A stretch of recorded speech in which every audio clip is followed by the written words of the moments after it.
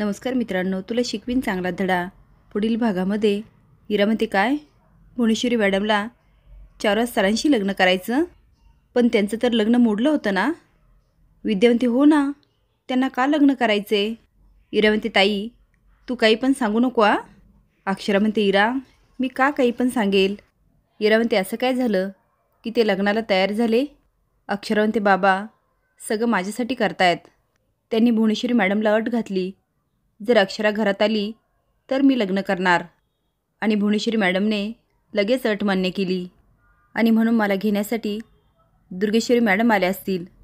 त्यांना भुवनेश्वरी मॅडमनेच पाठवलं असणार. बाब म्हणतात, अगं हा चक्क मूर्खपणा आहे. लग्न आहे की दुकान, यामध्ये प्रेमापेक्षा व्यवहारच जास्त आहे. आता विद्या आणि बाबा दोघं पण बोलायला लागतात. अक्षरांती, बाबा माझ्यावर विश्वास ठेवा. बाब म्हणतात, तुझ्या घरच्यांवर अजिबात विश्वास नाही.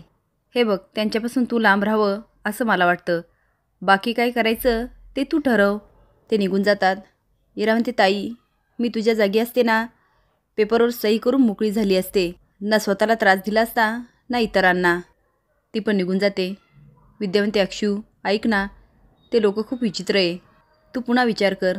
अक्षरा म्हणते, आई माझ्यासोबत अधिपती आहे, तू काळजी नको करू. आरती संपते आणि दुर्गी खाली येते. भुवनेश्वरी म्हणते, आज उशीर झाला. दुर्गी म्हणते, होय ताई माफ करा, आज उठायलाच उशीर झाला. भुई म्हणते, काल तू आम्हाला नाही भेटली, डायरेक्ट अधिपतीकडे गेली. दुर्गी घाबरत म्हणते, काय ना ताई, मी तुझ्याकडेच येत होते, पण मला अधिपतीने बोलून घेतलं. भुवनेश्वरी म्हणते, काय काय सांगितलं त्यांना. ती म्हणते, मी ना एवढंच सांगितलं, मी मास्तरींबाईसने आणायला गेले, ते माझ्या संगट आल्याच नाही, एवढंच म्हणलं. भुवनेश्वरी म्हणते, त्यांच्या घरी काय झालं, तुला एक काम सांगितलं ते बी जमलं नाही व्हय. दुर्गी म्हणते, ताई मी लय प्रयत्न केले, पण ती मास्तरीन आणि तिचे आईबाप मला लय ताडताड बोलले. आणि ती मास्तरी मला म्हणाली, भुवनेश्वरी मॅडमला सांग की पायघड्या घातल्या तरी मी घरला परत येणार नाही. अगं ताई, ती दीड जमड्याची मास्तरीन आणि तिची फॅमिली, कसला माज आलाय ग त्यांना. मी लय बोलले ग तिला, घरला चल घरला चल, पण यायलाच तयार नाही. दुर्गी बरंच काय सांगते. भुवनेश्वरी म्हणते, आवाज खाली. आणि यातलं कुणालाच कळता कामा नये, मोठ्या मालकासनी तर अजिबात नाही. दुर्गी म्हणते, होय ताई. तेवढेच 4 वाजता समोरून येतो. दोघी दचकतात. तर काय झालं. भुवनेश्वरी म्हणते, कुठं काय. तर मग मला बघून अशा अवाक का झाल्यात. भुई म्हणते, नाही हेच, तुम्हाला आरतीला यायला उशीर झाला. तो स्माईल करत म्हणतो, हा हे, आणि देवीकडे जातो. भुवनेश्वरी पुढे येऊन पटकन आरती देते. 4 वाजता आरती घेतो. ती जायला लागते. तो थांब, काम आहे का तुला. ती नाही, आरती झाली, आमच्या खोलीत जातोय, तो मला बोलायचं आहे तुझ्याशी. ती कशाबद्दल. हेच, काल अक्षरा येणार होती ना घरी, त्याचं काय झालं. आता मात्र भुईला काय उत्तर द्यावं तेच कळत नाही. अधिपती फॅक्टरीत असतो, त्याला दुर्गीचं बोलणं आठवतं. मोठे मालक असेच लग्नाला तयार झालेत होय. त्यांनी तर अट टाकली ना, त्यांच्या लग्नाच्या आधी मास्तरीला घरी घेऊन यायचं. मला म्हणली, तिच्यापुढे फुलांच्या पायघड्या घाल, नाहीतर सोन्याच्या गादीच्या, पण काही करून मास्तरीन घरी आलीच पाहिजे. पण तिला ना घराचं घेणं देणं ना नवऱ्याचं. तेवढे तोंक्या म्हणतो, अधिपती तू लवकर आलास. तो हा, घरात काय फॅक्टरीत काय, मास्तरीबाईची आठवण येतीच. इथं काय कामात दिवस निघून जातो. ओंक्या म्हणतो, काय झालं, एवढा अपसेट काय आहेस. तो काय नाही, टकाटक आहे एकदम. ओंकार म्हणतो, काय झालं, तुझा चेहराच सांगतोय. तो ओंक्या, पहिल्यासारखं सगळं टकाटक होईल असं काय वाटत नाही, नाही का. मास्तरीबाई परत आमच्या आयुष्यातील असं काय वाटत नाही आम्हाला. ओंक्या म्हणतो, असं का बोलतोस, होप नको सोडू. तो काय, कशाचा ढेकळाचा होप, हे असं स्वीकारायचं आणि पुढं चालायचं आहे, असंच वाटतंय आम्हाला. चॉरस म्हणतो, काय कधी येणार अक्षरा. भुई म्हणते, अजून आम्ही प्रयत्न नाही केले. अगं तू तर माणसं पाठवणार होती ना आज. दुर्गी म्हणते, होय मी गेले होती की. मग काय झालं. ती म्हणती, नाही मास्तरीबाई नाही भेटली, शाळेत गेली होती.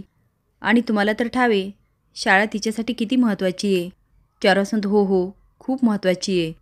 बरं मग ताईसाहेब, तुम्ही काय प्रयत्न करणार, कधी येणार अक्षरा. दुर्गी म्हणते, अहो ती माझी ताई आहे, तुमची नाही. चॉरस म्हणतो, तुझ्याच वतीने विचारतो, काय ताईसाहेब कधी येणार. भुवनेश्वरी म्हणते, आठवड्याच्या आत मास्तरीनबाई घरी असतील. तो हां मग ठीक आहे. आता दोघी पण निघून जातात. चारुहास स्माईल करतो आणि मनात म्हणतो, भुवनेश्वरी तुला वाटतं तेवढं सोपं नाही आहे. अक्षरा जायला लागते. इरा आडवी येते. ती म्हणते, इरा अगं असं काय करतेस? इरा म्हणते, माझं घर आहे, मी काही पण करेल. आणि काय गं ताई, तू आणि चारुहास सरांनी डील केलं, तुम्हाला काय वाटलं त्याचा काही फायदा होणार आहे? एवढी वर्षे ते खोलीत पडलेले होते, ते तुला घरी घेऊन जाणार? अक्षरा म्हणते, हो मला खात्री आहे तेच मला घरी घेऊन जाणार. पण इरा काय शांत बसत नाही आणि नादी लागते. चारुहास फोन करून म्हणतो, ओंकार तू तयार आहेस ना? ओंक्या म्हणतो, हो सर. तो म्हणतो, मग मी करू का अक्षराला फोन आणि तू अधिपतीला कर. बरं मला सांग, अधिपती कुठे आहे? तो म्हणतो, फॅक्टरीत. पण तो बरा नाही आहे. चारुहास म्हणतो, का काय झालं त्याला? आता अधिपती काय बोलला हे ओंक्या सांगतो.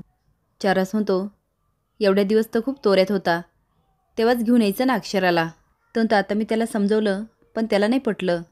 चारुहास म्हणतो, नाही नाही आपण सांगून त्याला पटणारच नाही आहे. बरं आता सोड, दोघांची भेट आपण लवकरात लवकर घालून देऊया. मी करतो अक्षराला फोन, तू अधिपतीला कर. आणि ओंकार माझ्या टचमध्ये राहा, मला कळवत राहा. फोटोकडं बघत म्हणतो, चारू माझ्या प्रयत्नाला यश दे. इरा म्हणते, ताई मला तुझी काळजी वाटते गं. अक्षरा म्हणते, तू नको काळजी करू, मी घेईल स्वतःची काळजी. इरा पुन्हा वाद घालायला लागते. बाबा म्हणतात, इरा जरा शांत राहा. तेवढ्यात फोन येतो. अक्षरा म्हणते, बाबांचा फोन? इरा म्हणते, अजिबात घ्यायचा नाही. पण अक्षरा उचलते. चारुहास म्हणतो, अक्षरा खूप मोठा प्रॉब्लेम झाला आहे. ती घाबरून म्हणते, बाबा काय प्रॉब्लेम झाला? तो घाबरत म्हणतो, आता कसं सांगू? ती कुठे आहे तुम्ही? तो अंबाबाईच्या देवळात. म्हणजे मी बाहेरच उभा आहे, प्लीज तू लवकर येतेस का? अक्षरा म्हणते, हो हो मी लगेच येते. ती फोन ठेवते. इरा म्हणते, काय झालं? अक्षरा सांगते, बाबा खूप मोठ्या प्रॉब्लेममध्ये. इरा म्हणते, बघा ज्याला कणाच नाही ते चालले हिची मदत करायला. तो अधिपती काय त्याचं ऐकत नाही. अक्षरा म्हणते, इरा किती वेळा सांगितलं, तू अधिपतींना अरेकारे नाही करायचं, जुजू आहेत तुझे, आणि नीट बोलायचं नसेल तर बोलूच नको ना. इरा अडवते पण अक्षरा काय ऐकत नाही. इकडे ओंक्या फोन करून म्हणतो, अधिपती तू लवकर ये. तो म्हणतो, ओंक्या काय झालं, तुझा आवाज असा काय येतोय? तो म्हणतो, अरे माझा ॲक्सिडेंट झाला. अधिपती म्हणतो, अरे तू तर आत्ता फॅक्टरीत होता. ओंक्या म्हणतो, नाही ते गोडाऊनचं काम आलं म्हणून बाहेर पडलो आणि एका गाडीने उडवलं. डोक्याला पण मार लागला आणि हाताला पण. अधिपती म्हणतो, काय रे ओंक्या, आपण आपल्या गाडीने गेलो असतो ना, पण तू सांगतच नाही. स्वतःची काळजी घ्यायची ना रे, फॅक्टरीचे कामं काय होतच राहतील. तो म्हणतो, अधिपती तू येतोस का? मला उठताही येत नाही आहे. तो म्हणतो, कुठे आहेस तू? ओंक्या म्हणतो, अंबाबाईच्या देवळाशेजारी.